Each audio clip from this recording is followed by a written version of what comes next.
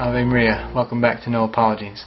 So today we're going to begin to take a look at the Jehovah Witnesses' non-belief in the Holy Trinity. And we want to show that it's because of faulty reasoning and because of faulty interpretations of sacred scripture in the Church Fathers that they have come to this disbelief.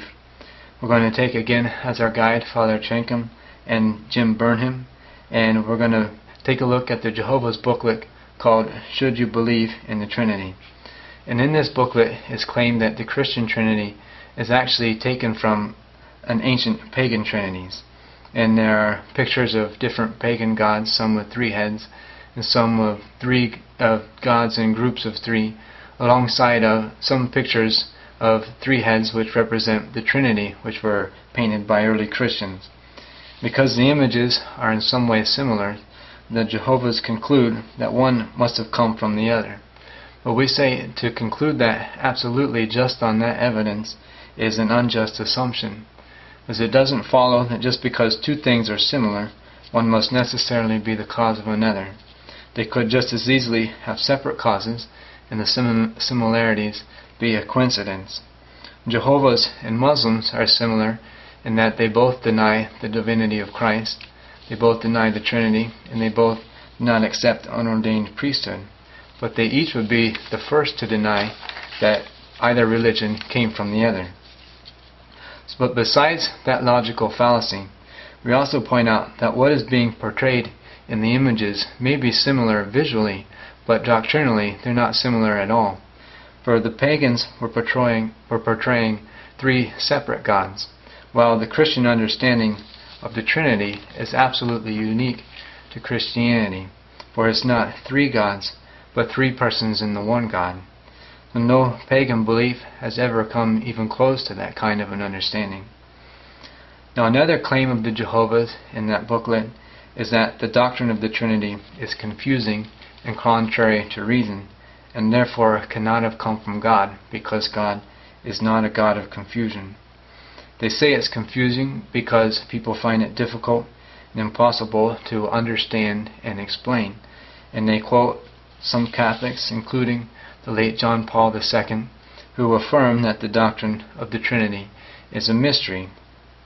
Now the error here is equating a mystery with confusion or disbelief. Just because something is a mystery, meaning that we can't fully understand it, it doesn't follow that it's completely unknowable or that it doesn't exist at all. It just means that it's something that's too deep for us to know or understand completely. God is an infinite being, and we shouldn't be surprised if there are some truths about Him which we're not able to fully comprehend in our finite minds. Jehovah's, like Catholics, believe that God created everything from absolutely nothing, but there are people who say that it's absurd to think that anything could be created from nothing. But the Jehovah's would respond to that is true, even though it's something that's beyond our understanding, how He actually brought something out of nothing.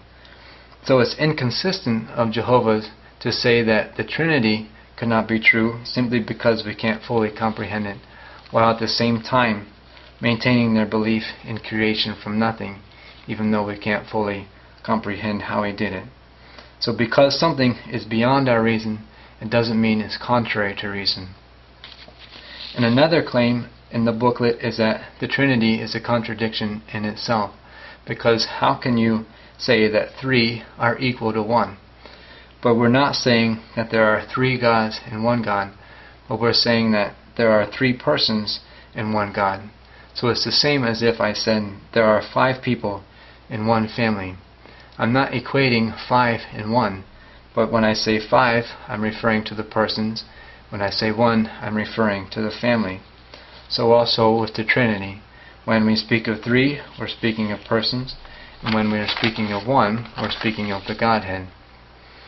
Now lastly, another difficulty with the booklet is that they quote from very biased references and use them as their objective authorities. For example, they quote Hans Küng as being a Catholic theologian, even though his license to teach was revoked by the Vatican because of his false views. They quote Edward Gibbon, who was an extremely anti-Catholic historian.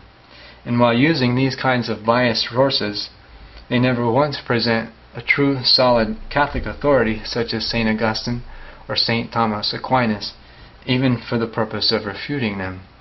So in this regard, we simply point out that the booklet is being dishonest, and it certainly can't be considered as a real search for objective truth. So thanks for joining me here on No Apologies. Ave Maria.